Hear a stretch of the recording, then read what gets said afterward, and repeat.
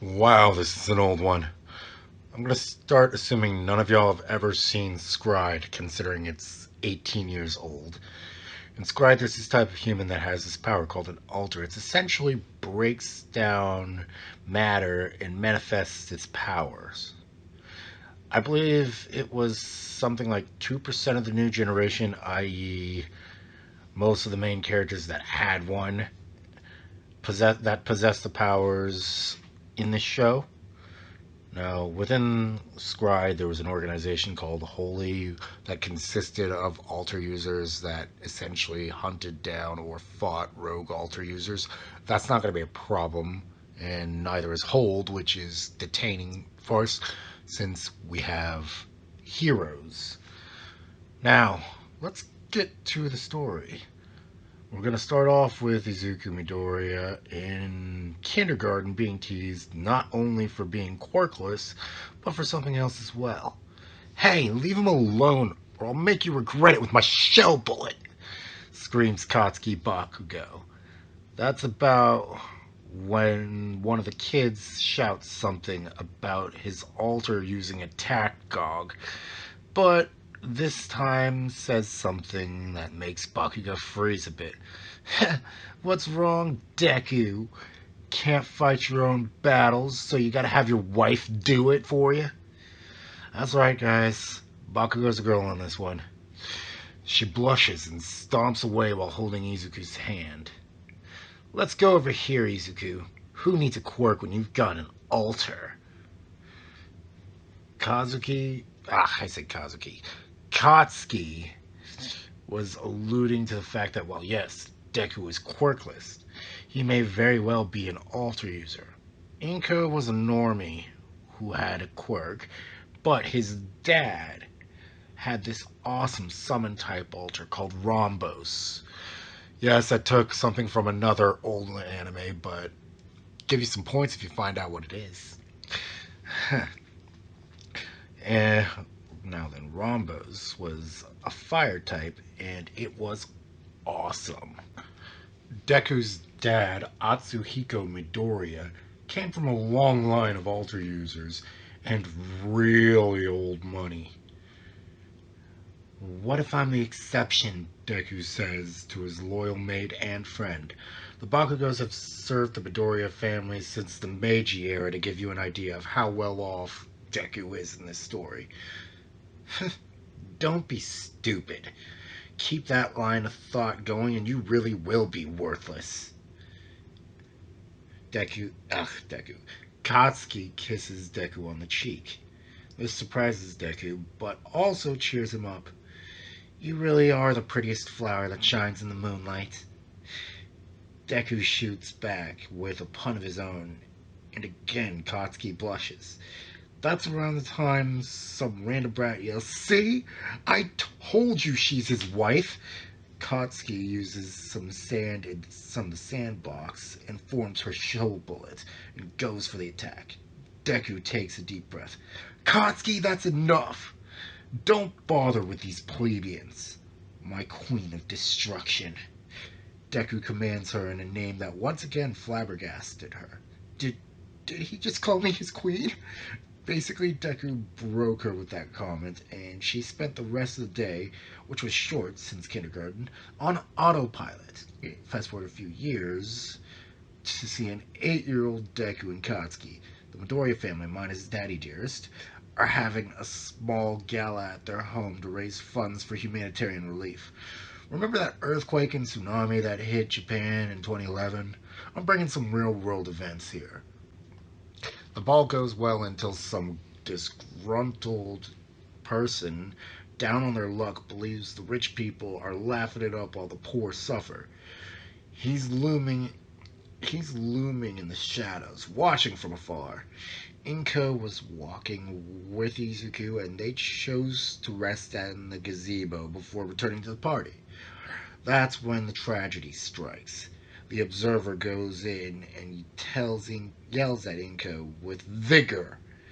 He was about to raise his hand when the family dog Zetsui bit said hand and caused the would-be assailant to use their quirk to push the dog, and subsequently Inko from him with great force. Both Inko and Zetsue are dead by blunt force trauma. Izuku is standing just outside the range of this attack and witnesses the death of his mother and dog. He snapped and started forming an altar. Zetsue gets completely converted since he got knocked next to Izuku and hums and out comes the form you see in the video. Needless to say, Zetsue demolished the dude. Izuku was mad and wanted blood, but his mom wouldn't want him to kill, so he merely beat that dude to an inch of his life. People make their way to the gazebo to see the aftermath. The Bakugos make it there and are horrified and amazed. Mitsuki opens her arms and Zetsue picks up Izuku, takes him to Mitsuki, and vanishes. Izuku spent an hour crying in the bosom of Mitsuki, and the police were called to the estate.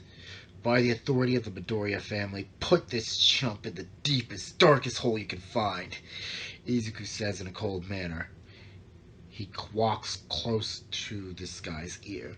You had best pray that I never see you again, or next time I won't be so merciful. Izuku said this in English, and the assailant understood it.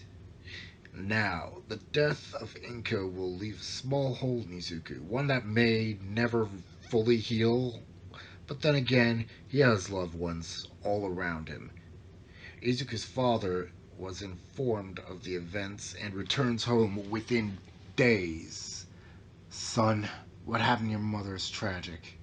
I'm sorry I wasn't there for you. Azuhiko isn't arrogant enough to think that his presence would have changed anything, and he's not one to dwell on things that are outside of his power. However, like any competent parent, he wonders if his boy blames him for Inko's death. Thoughts of how much it would hurt to have his son, his dear boy, his sweet progeny, come to hate him. And a single tear falls from his eye. Izuku notices this. You could have done nothing. Rambos is strong, but that's it. He's got little to no speed. He's only effective if he's right on him. And then there's the fire, Dad. You might have killed us all. So stop dwelling on something that's beyond your power. If anything, I blame that fool. But if I'm gonna blame anyone else, I should. That's when Katsuki hugs Izuku.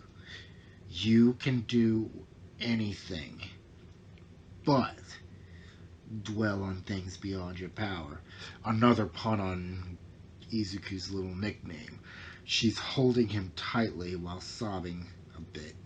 Mitsuki is sitting next to Atsuhiko and doing for him what her daughter had done for Deku. What happened is something that will follow us till the end. Inko was our rock, and she shall be missed.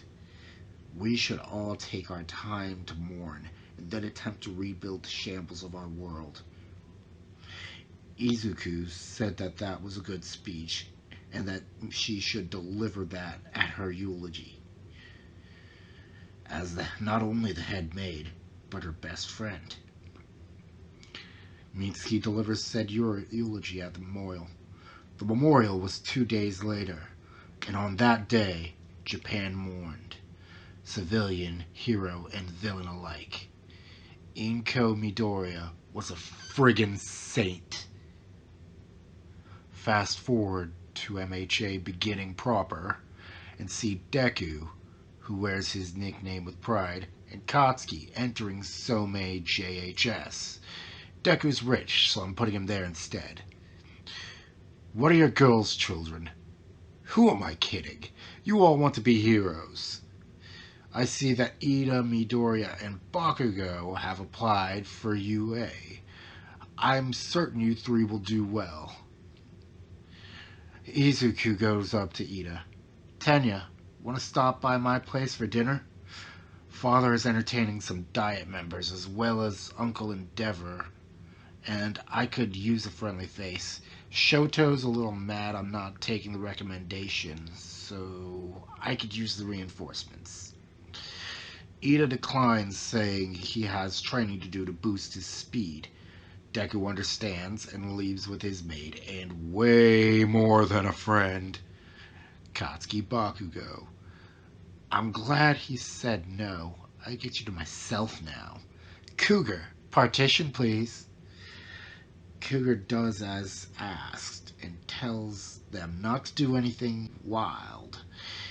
He catches a glimpse of Katsuki blushing just a bit while holding on to Izuku.